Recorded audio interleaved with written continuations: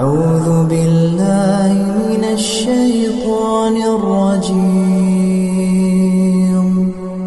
بسم الله الرحمن الرحيم.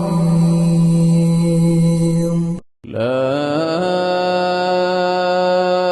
أقسم بيوم القيامة ولا أقسم بالنفس اللوامة أيحسب الإنسان أن لن